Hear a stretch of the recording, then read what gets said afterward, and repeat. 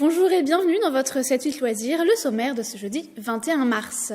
Les têtes vont tourner à la maison de quartier Louis Jouvet de Montigny-le-Bretonneux ce week-end. Un jeune de la ville organise un tournoi de toupie Beyblade. Nous avons suivi les derniers préparatifs. Le Salon des Arts revient à Saint-Cyr-l'École. Depuis près de 30 ans, les artistes exposent leurs œuvres dans l'espoir de se voir remettre un prix. Marie-Laure Rousseau, conseillère municipale en charge de la culture, sera avec nous. Pour la première fois, la ferme de la Tremblay ouvre ses portes à un large public, l'occasion de fêter le printemps et de découvrir les métiers de cette ferme en agroécologie. Ce samedi 23 mars aura lieu à Montigny-le-Bretonneux un tout premier tournoi de toupie Beyblade. Il est organisé par le Conseil municipal des jeunes à l'initiative de Maxence, un jeune ignimontain passionné. Nous sommes allés à sa rencontre avec Manon Varaldo. À 13 ans, Maxence a une passion, les toupies. Mais attention, pas n'importe quelle toupie, les Beyblade. Loin de la toupie en bois, celle-ci est très sophistiquée et Maxence les connaît par cœur. Celle-là, elle s'appelle Spriggan Requiem, donc elle vient du Japon. Sa pointe, rien que sa pointe, elle a 3 capacités. Là, c'est une boule normale, donc de type défense.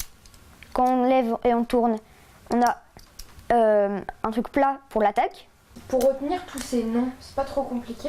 Et bah en fait, je me dis ça aussi. Et en fait non, parce que je les apprends pas, ça rentre dans ma tête tout seul.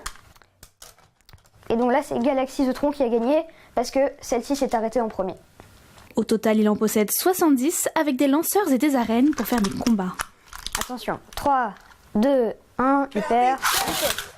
Une passion que Maxence aime partager, notamment avec son petit frère. On se les partage, on fait des combats ensemble et parfois avec mon père ou ma mère ou ma grand-mère même. Avec ses camarades du collège, il a même monté un club de Beyblade. Alors naturellement, il a souhaité apporter cet univers dans sa ville. Son idée, créer un tournoi. Pour trouver de l'aide, il s'est tourné vers le conseil municipal des jeunes. À mon top départ, va falloir qu'on se fasse une réunion d'arbitres. Donc on se réunit tous et ensuite on échange les rôles. Maxence, il est venu, il nous a proposé d'organiser un tournoi de toupie Beyblade. Et nous on en a parlé et tout le monde était motivé, alors on l'a fait et pour l'instant ça se passe très bien. Ça fait quelques mois, je suis content que ça se termine, content qu'on puisse le faire. J'ai hâte. Dernière réunion avant le grand jour du tournoi, les jeunes ont travaillé durant un trimestre pour que tout se passe bien. Les idées, c'est les leurs.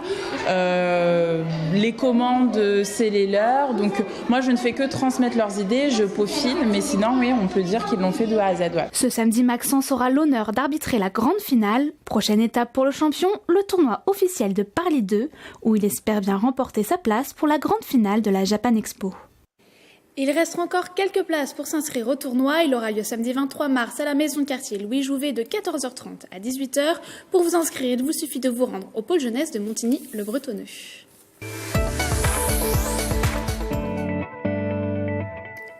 Jusqu'au 27 mars, l'art sous de multiples formes a investi le théâtre Gérard Philippe de Saint-Cyr-l'École. C'est là le 27e Salon des Arts qui accueille 36 artistes. Avec nous en plateau, Marie-Laure Rousseau, vous êtes conseillère municipale chargée de la culture. Bonjour. Bonjour. Alors tout d'abord, est-ce que vous pouvez nous expliquer ce qu'est ce Salon des Arts à Saint-Cyr-l'École ? Eh bien, comme vous l'avez dit, c'est un salon qui a déjà 27 ans, donc c'est la 27e édition, qui est déjà bien installé à Saint-Cyr. Il a été créé pour faire émerger tous les talents qui existent sur la commune. Et il leur permet d'avoir un premier lieu d'exposition, de pouvoir se confronter une première fois avec le public. Voilà. Notre rôle aussi, c'est d'accompagner ces artistes. Nous cherchons à développer, entretenir le tissu artistique local. Et à travers les réunions d'artistes, il y a des échanges qui sont fructueux et les artistes s'enrichissent aussi mutuellement. Donc des échanges entre artistes, mais aussi un enjeu parce qu'il y a plusieurs prix qui sont remis et vous faites partie du membre du jury. Voilà, moi je fais partie du membre du jury, mais nous sommes 4. Il y a aussi un professeur de peinture. Le vainqueur de l'année dernière. Voilà, exactement. Et le vainqueur de l'année dernière qui a eu le prix spécial du jury. Et puis, Madame Torqui et moi-même. Voilà. Donc, tous ces prix seront remis lors du vernissage le samedi 23 mars, mais l'exposition continue avec un prix du public. Voilà, donc on a à cœur aussi de faire participer le public et ils sont très nombreux à donner leur avis. Donc il ne sera pas décerné le jour du vernissage, mais une semaine après on les prévient. Et c'est toujours un prix un petit peu différent, mais c'est très intéressant d'avoir l'avis du public. Alors ce salon, il évolue, on a dit, il a 27 ans. Au départ, les artistes étaient essentiellement yvelinois, mais la directrice du salon, Francine Lucchini, a ouvert les portes à toute l'Île-de-France. Voilà, c'était une évolution qui s'est faite naturellement, parce que effectivement, comme c'est un salon amateur, il est très attractif. Tous les amateurs peuvent s'y présenter. Il y a une ouverture, et donc tout naturellement, on est venu à élargir. Et maintenant, il y a beaucoup d'artistes qui sont des départements autour de Paris, de l'Essonne, des Hauts-de-Seine, etc. Et voilà. Et donc il y a une ouverture très large qui s'est faite à l'occasion de ce salon. Donc une ouverture sur le territoire, mais aussi des styles. Il y a une nouvelle catégorie cette année. Voilà, eh bien, nous avons introduit cette année le street art. Voilà, nous sommes très contents d'avoir cette nouvelle catégorie qui permet peut-être de cibler un public plus jeune. Et nous avons déjà des œuvres de street art qui seront récompensées sûrement cette année. Voilà. Et si on revient un peu sur l'historique de ce salon, pourquoi avoir installé un salon des arts comme ça à Saint-Cyr-l'École ? Pour nous, c'est très très important d'établir un lien de proximité entre les habitants et l'art. Ça fait partie de notre mission. Voilà, nous voulons offrir une production de qualité, et puis nous cherchons toujours, avec des tarifs très très accessibles, à faciliter l'accès de la population aux arts visuels, mais aussi à tous les arts. Voilà, l'art, la musique, la littérature, le théâtre. Pour retrouver ces 94 œuvres, j'ai vu qu'il était exposé. Oui. C'est où ? Alors c'est au théâtre Gérard Philippe, rue Gérard Philippe. Voilà, il n'y a pas d'adresse plus précise que ça, mais il est facile à trouver. Voilà. Et jusqu'au 27 mars, et même si vous pouvez même voter pour le prix du public dans les petites boîtes. Merci Marie-Laure Rousseau d'être venue sur notre plateau. Je vous en prie, moi aussi je vous remercie. Au revoir. L'association Éclat d'Orgue à Lévis-Saint-Nom organise un concert hommage à Jean Guilloux. Célèbre organiste de Saint-Eustache et président d'honneur de l'association, il s'est éteint il y a un mois. Son dernier disciple, Jean-Baptiste Monod, s'installera au clavier vendredi 22 mars à 20h30 à l'église de Lévis-Saint-Nom. Découvrir les facettes méconnues de la vie d'un roi. C'est le programme du jeu de piste familial organisé par Aventure Culturelle au château de Versailles. Destiné aux enfants à partir de 7 ans et leurs parents, vous pourrez répondre aux questions des organisateurs samedi 23 mars de 14h à 16h. Le retour de la relation mère-fille selon Lisa Asvelos et des rebelles de la boîte de conserve, c'est votre rendez-vous dans les salles saint-quentinoises de Patrick Jacques de Dixmude.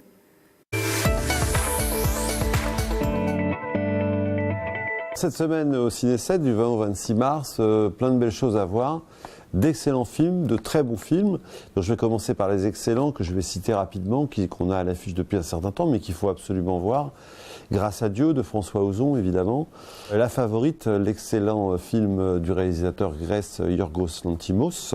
Le Mystère Henri Pic et Green Book, qui a eu, comme vous le savez, un Oscar à Hollywood. Et aussi cette semaine, 2 très bonnes comédies à l'affiche. La première, c'est Mon bébé de Lisa Asvelos avec Sandrine Kiberlin, qui raconte un peu les affres pour une maman du départ en fait de l'enfant, de l'aîné, de la maison. C'est pas toujours facile, donc le film en parle avec finesse et tendresse. Et le second, surtout, c'est Rebelle, qui est un film d'Alain Mauduit avec un trio assez somptueux. Cécile de France, Audrey Lamy et l'excellente Yolande Moreau, les 2 autres étant excellentes aussi. Alors c'est quoi cette histoire ? C'est l'histoire de 3 ouvrières qui travaillent dans une usine de fabrication de boîtes de conserve de poissons qui vont se rebeller un petit peu contre leur chef, contre ce qu'elles subissent au quotidien. Alors c'est assez trash, mais il faut le voir, c'est du Tarantino à la française, on va dire. Donc attendez-vous à quelque chose qui déménage, qui rebute. Et donc c'est à voir dans nos salles cette semaine au Ciné 7. Jean-Mi a disparu avec le pognon des Belges. Pourquoi tu leur as pas dit ? T'es con quoi ? Tu veux qu'il fasse des frites avec ma bite ?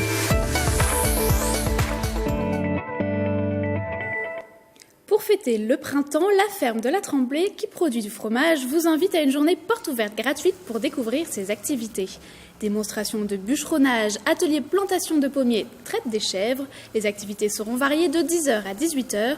L'occasion également de rencontrer les professionnels de cette ferme en agroécologie. Pour les plus gourmands, un marché fermier sera installé. Olivier Veillé vous présente le programme.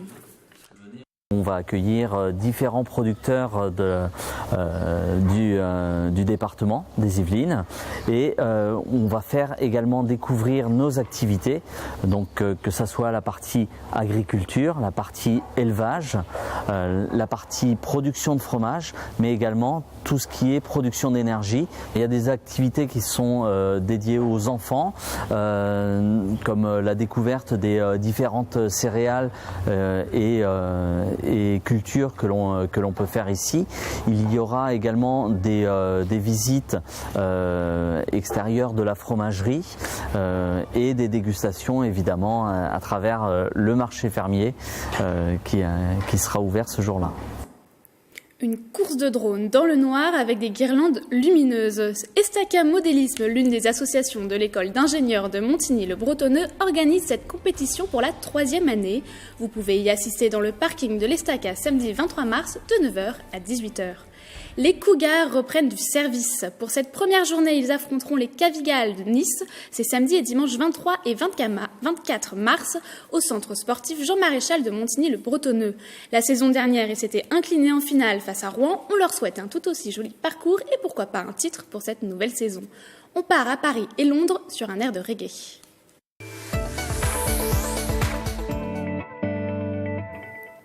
Le Palais de la Porte Dorée dans le 12e arrondissement de Paris accueille l'exposition Musique Migration. 3 décennies d'histoire et d'influence musicale entre funk, reggae et encore zouk, racontées jusqu'au 5 janvier 2020. Reportage de Paul Biloquet de nos confrères via Grand Paris. Une exposition haute en couleurs et en musique s'installe au Palais de la Porte Dorée. Paris-Londres Musique Migration revient sur 3 décennies d'histoire et d'influence musicale entre funk, reggae ou encore zouk. L'exposition explore différents courants, et ce, au-delà de simples chansons. Politique, migration, racisme, c'est un retour sur le passé post-colonial de 2 villes, fortement impactées par les mouvements migratoires. Ce sont 2 anciennes capitales d'empire qui se transforment en métropole de l'immigration à partir des années 60. Donc on commence l'exposition à 1962, parce que 1962 c'est l'indépendance à la fois de l'Algérie, mais aussi de la Jamaïque. Donc à partir de cette date, les sujets de l'empire britannique ou français qui étaient venus s'installer à Paris et à Londres deviennent les nationaux de pays indépendants. Et pour raconter l'histoire de leur installation, mais aussi de leur revendication, puis contribution à l'identité de ces 2 villes, la musique nous a paru l'un des moyens les plus illustrateurs et les plus riches. Des années 60 à la fin des années 80, Musique Migration met en lumière des artistes phares, tels que Bob Marley bien sûr, mais aussi Manu Dibango ou encore le groupe Kassav, à travers une exposition construite comme un parcours qui change selon les années.